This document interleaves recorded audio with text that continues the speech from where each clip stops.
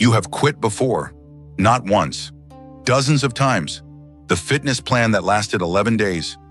The business idea you abandoned when the first obstacle appeared. The skill you were going to master until mastery required more than enthusiasm. You told yourself it was circumstances, bad timing, wrong approach, not enough support. You were lying. The truth is simpler and more brutal than you want to admit. You didn't quit because the goal was impossible. You quit because you forgot what happens when you stop. Most people believe quitting is a single moment, a conscious decision to walk away. They picture themselves weighing options, considering alternatives, making a rational choice to discontinue. This is not how quitting works. Quitting is a process that begins weeks before you consciously abandon the goal. It starts the first time you negotiate with yourself. The first time you say, just this once, or I'll make up for it tomorrow, or I deserve a break. Your brain does not categorize these moments as quitting. It categorizes them as flexibility, reasonable adjustment, self-compassion. Your brain is wrong. Every negotiation is a small death. Every exception you grant yourself is practice for the final abandonment. You are not being flexible. You are training yourself to quit. The people who never give up understand something you have forgotten. They understand that commitment is not a feeling. It is not motivation that needs to be sustained or willpower that needs to be rationed. Commitment is the elimination of alternatives. While you were trying to stay motivated, they were building systems that made motivation irrelevant. While you were negotiating with yourself about whether today mattered, they were operating in a reality where the question no longer existed. This is why you quit and they don't. Not because they're stronger, because they remembered what you forgot. They remembered that the moment you allow yourself to question the commitment is the moment the commitment begins to die. They remembered that your brain is designed to conserve energy, avoid discomfort, and return to baseline. They remembered that without a system that makes continuation automatic, you will always stop. There is a principle that has sustained Zen practitioners for 800 years. The Japanese call it gyoji, sustained practice, not inspired practice, not passionate practice, sustained practice regardless of feeling. In the monasteries, the bell rings at 3:30 in the morning. Every morning, the monks do not negotiate with the bell. They do not ask themselves if they feel like rising. The bell rings, they rise. This is not discipline. This is the absence of choice. You have been approaching your goals as if they require daily recommitment, as if you must wake up each morning and decide again to pursue what you decided yesterday. This is the mechanism of failure. Your brain has approximately 70,000 thoughts per day. Most of them are repetitive. Most of them are negative. Most of them are designed to keep you safe, which means keeping you exactly where you are. Every morning you allow yourself to reconsider your commitment. You are asking your primitive brain whether it wants to do something difficult. Your primitive brain will always say no, not because you're weak, because you are finite. The solution is not to fight this mechanism. The solution is to make the mechanism irrelevant. This is the first principle. Remove the decision. Whatever you have committed to, structure your life so that continuation requires zero decision-making. Not minimal decision-making. Zero. The people who never quit have eliminated the daily question of whether to continue. They have made continuation the default state. Quitting would require active intervention. You have been doing the opposite. Your default state is not doing the thing. Every single day, you must actively decide to overcome inertia. You must generate motivation. You must convince yourself. You must fight the part of your brain that wants to conserve energy. You are trying to win a fight that occurs 70,000 times per day. This is why you quit. Consider what happens when continuation is automatic. You do not decide whether to brush your teeth each morning. The question does not exist. You wake, you brush. The behavior is divorced from feeling. This is not because dental hygiene is easy. It is because you eliminated the negotiation decades ago.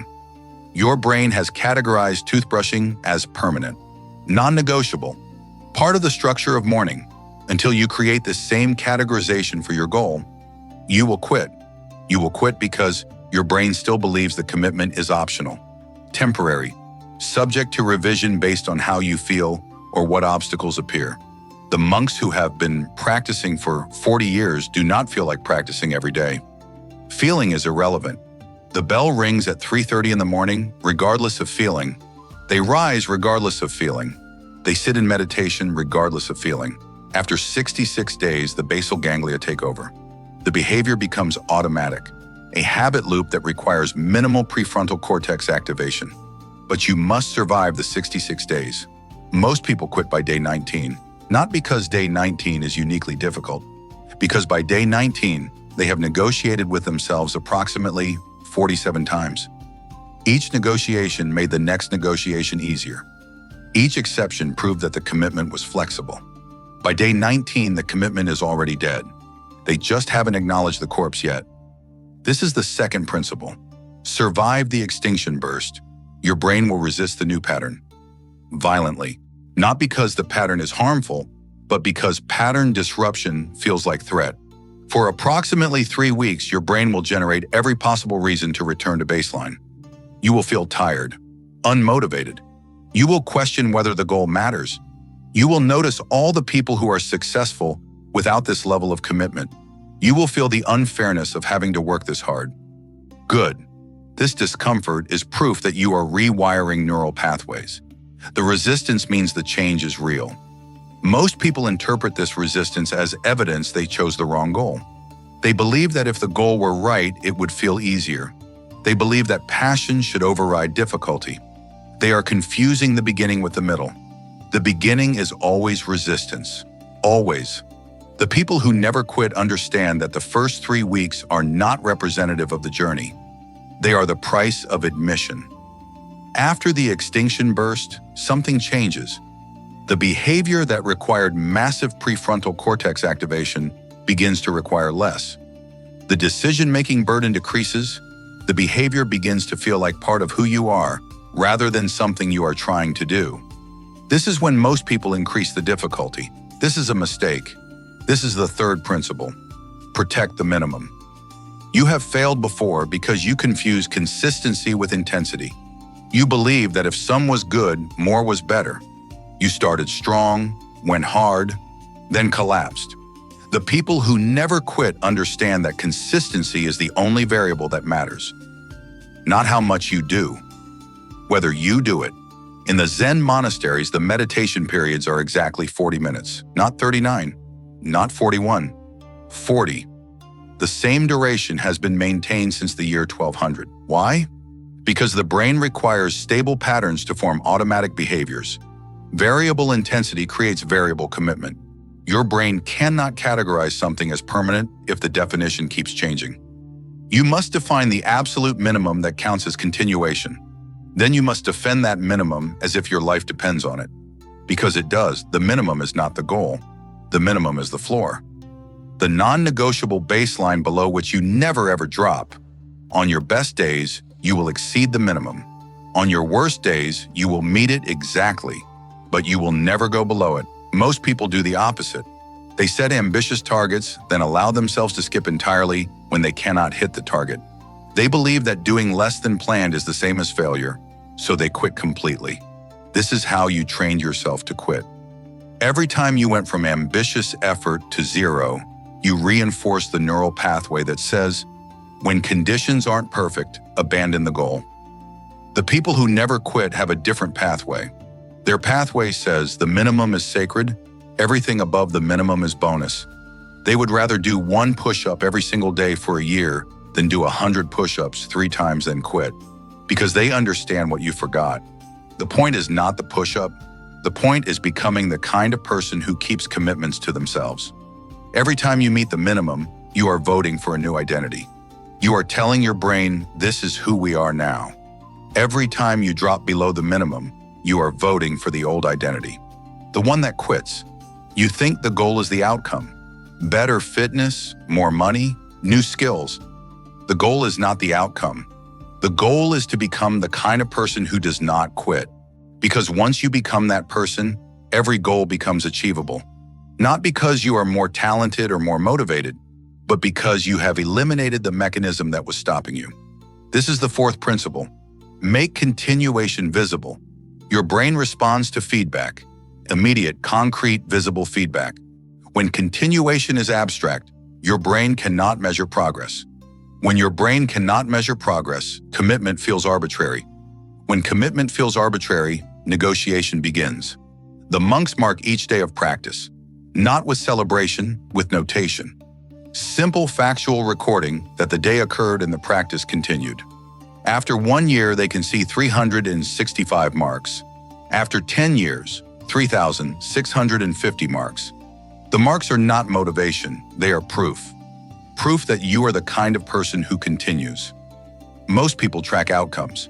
Weight lost, money earned, skills acquired. This is backward. Outcomes are variable. Outcomes depend on factors beyond your control. When you tie your identity to outcomes, you have made your identity dependent on circumstances. The people who never quit track behavior, not outcomes.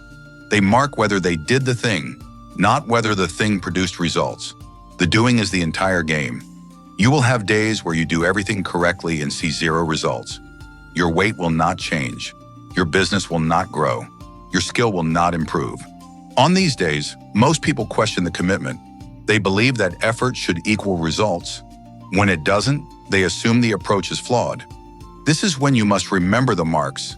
The marks prove that you are building the identity that precedes the outcome. You are becoming the kind of person who keeps promises to themselves. That identity is worth more than any single result, because that identity makes every future result possible. The person who quits when results don't appear immediately will never achieve anything that requires sustained effort. They will always be chasing the next quick win, the next shortcut, the next guarantee. The person who continues regardless of immediate results has unlocked the only real leverage that exists: time. Given enough time, the person who doesn't quit will surpass every talented person who does. This is not inspiration, this is mathematics. Consistent effort, compounded over months and years, produces results that are impossible to achieve through intensity alone. But you must survive long enough for the compounding to occur. This is the fifth principle. Expect the void. There will be a period, usually between month 2 and month 4, where nothing seems to be happening. You are doing the work, you are meeting the minimum, you are tracking continuation, and nothing is changing. This is the void, the gap between when you start the behavior and when the behavior produces visible results. Most people quit in the void. They quit because they believe the void means the approach isn't working. They believe that if they were on the right path, they would see signs of progress. They are wrong. The void is not evidence of failure. The void is where the real change is happening. Consider the bamboo farmer. The Chinese bamboo tree requires 5 years of watering before it breaks through the soil. 5 years of daily effort with zero visible progress. Then in 6 weeks, it grows 90 feet. The question is not whether the growth happened in the 6 weeks. The question is whether the farmer quit in year 3. Most people quit in year 3. They quit because they cannot see the root system developing underground. They cannot see the foundation being built. All they can see is dirt. The people who never quit understand that the void is the test. The void separates those who are committed to the identity from those who are committed to the feeling of progress. If you need visible progress to continue, you will always quit. Because progress is not linear. Progress is invisible for long periods, then suddenly visible all at once. Your job is not to create progress. Your job is to create the conditions where progress can occur. You do this by continuing in the void, by watering the bamboo when there is no bamboo to see, by showing up on day 700 when day 700 looks exactly like day 7. This is when you are becoming the person who doesn't quit. Not when results are flowing, when results are absent and you continue anyway. The monks have a teaching. Before enlightenment, chop wood, carry water. After enlightenment, chop wood, carry water. The task does not change. Your relationship to the task changes. Before you become the person who doesn't quit, the continuation feels like sacrifice, like discipline, like forcing yourself to do something you don't want to do. After you become the person who doesn't quit, the continuation feels like identity, like breathing, like something you do because it's who you are. The transition happens in the void. You must earn it by refusing to quit when quitting feels rational. This is the sixth principle. Destroy the exit. You have been leaving yourself exits, backup plans, alternative paths in case this doesn't work out. You believe this is wisdom, hedging your bets, staying flexible. It is not wisdom. It is the mechanism that guarantees failure. Every exit you leave yourself is a promise to your brain that this commitment is temporary, optional, reversible. Your brain hears this promise and plans accordingly. It does not fully commit. It does not rewire completely. It keeps the old pathways active and ready because you told it you might need them again. The people who never quit have burned the exits. Not metaphorically. Actually, they have structured their lives so that quitting would require catastrophic intervention. They have made public commitments. They have invested money they cannot recover. They have told everyone they know. They have made the cost of quitting higher than the cost of continuing. You think this sounds extreme? Good. When your commitment makes others uncomfortable, you are operating at the correct level. The person who keeps quiet about their goal, who doesn't tell anyone what they're attempting, who maintains plausible deniability in case they fail, that person will quit. They will quit because they left themselves the exit of privacy. No one will know they failed. The failure will be invisible. The people who never quit have made their failure visible before they even begin. They have announced their intention. They have staked their reputation. They have removed the option of quiet retreat. This is not ego. This is engineering. You are engineering a reality where continuation is easier than abandonment. Most people do the opposite. They make continuation the difficult path and quitting the easy path. Then they wonder why they keep taking the easy path. If you want to never quit, make quitting the harder option. Make quitting require explanation, require announcement, require public acknowledgement that you broke the promise you made to yourself. You will find that when quitting requires this level of visibility, you suddenly have the discipline you thought you were missing. You never lack discipline. You lack structure. This is the 7th principle. Remember what dies when you quit. You think quitting costs you the goal, the fitness, the business, the skill. This is not what quitting costs you. Quitting costs you the proof that you can keep a promise to yourself. Every time you quit, you are teaching your brain that your commitments are negotiable, that your promises to yourself don't mean anything, that when things get difficult, you fold. Your brain learns this lesson. It applies this lesson to everything. The person who quits the fitness goal will quit the business goal. The person who quits the business goal will quit the relationship goal. Not because the goals are related, but because the identity is consistent. You are either the kind of person who keeps promises to themselves, or you are not. There is no middle ground. Every goal you have ever abandoned has reinforced the identity of someone who abandons goals. Every commitment you have ever broken has made it easier to break the next commitment. You have been training yourself to quit for years.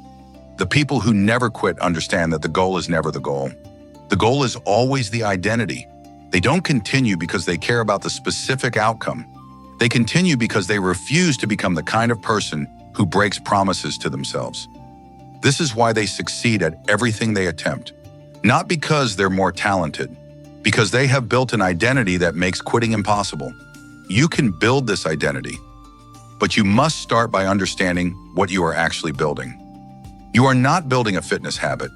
You are building proof that you keep commitments. You are not building a business. You are building proof that you continue when continuation is difficult. You are not building a skill. You are building proof that you are the kind of person who finishes what they start. Every day you continue, you are voting for this identity. Every day you quit, you are voting against it. The votes are accumulating. They have been accumulating for years. You can see the results of your voting pattern in your current life. Look at what you have finished. Look at what you have abandoned. Look at the promises you have kept and the promises you have broken. This is your identity, not the identity you wish you had. The identity you have been voting for with your actions. If you don't like what you see, you can change it. But you must understand that change requires different votes, different actions, different commitments that you actually keep. You cannot think your way into a new identity. You cannot wish your way into a new identity. You must act your way into a new identity. One day at a time, one minimum at a time, one mark at a time. for 66 days, then 6 months, then a year, then 10 years, until the identity is so deeply rooted that quitting would feel like cutting off a limb. This is what the people who never give up have that you don't. Not genetics, not advantages, not lucky circumstances. They have the memory of what happens when they quit, and they have decided that they will never pay that price again. You have quit before. You know the price, the shame that appears 3 months later when you realize you gave up on yourself again. The quiet knowledge that you cannot trust your own commitments. The slow erosion of self-respect that comes from breaking promises to the only person who is always watching. Yourself. You remember this price. Now decide if you will pay it again, or decide that today is the day the pattern ends. That this commitment, whatever it is, will be the one you keep. Not because it's easy, not because you feel motivated, but because you have remembered what you forgot. That quitting costs more than continuing ever will. The discomfort of discipline lasts weeks. The regret of quitting lasts years. Choose which pain you are willing to carry, then eliminate the choice.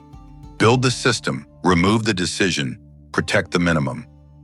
Mark the days, survive the void, destroy the exits. Remember what dies when you quit, and never ever negotiate with yourself again. The bell rings at 3:30 in the morning. Every morning, you don't have to feel like rising, you just have to rise.